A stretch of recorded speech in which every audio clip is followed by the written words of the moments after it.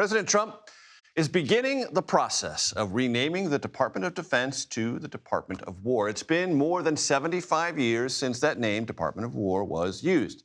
Trump spoke about it earlier today in the Oval Office. Really has to do with winning. We should have won every war. We could have won every war, but we really chose to be very politically correct or wokey, and we just fight forever. Aaron Navarro joins me now from the White House. This press conference just wrapped up. That's a bit of what the president had to say about this, I guess, not rebranding, but reaching back to original branding of the Department of War.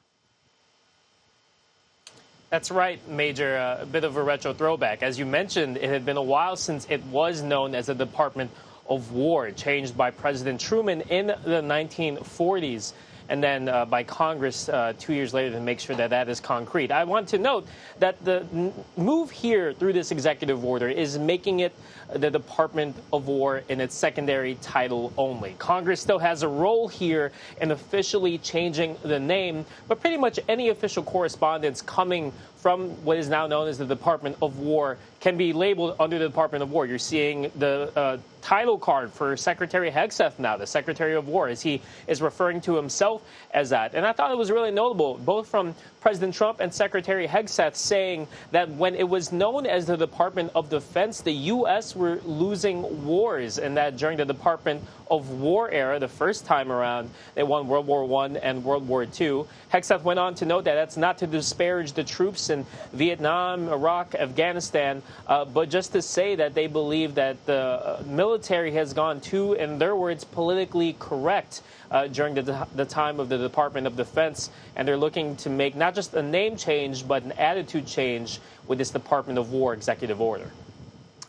And it seems relevant in the context of what we were just talking about before you came on with us, Aaron.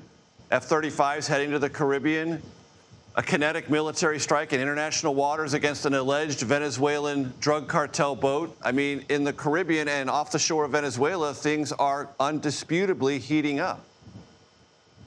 Yeah, definitely. And when our own colleague Ed O'Keefe asked President Trump how he would describe that buildup in the Caribbean near Venezuela, President Trump talked about battling against the drug trafficking that he believes is coming from those states. He said, quote, "We're strong on drugs." And when asked, should Venezuela fly fighter jets above U.S. Navy ships again, President Trump said, quote, "They're gonna be in trouble." So signaling that his administration might take action there should they do it again. And the department, what used to be known as the Department of Defense, has also said that they would advise against that. Just a month ago, it was the president talking about being the president of peace. Aaron Navarro, on the North Lawn of the White House. Thanks so very much.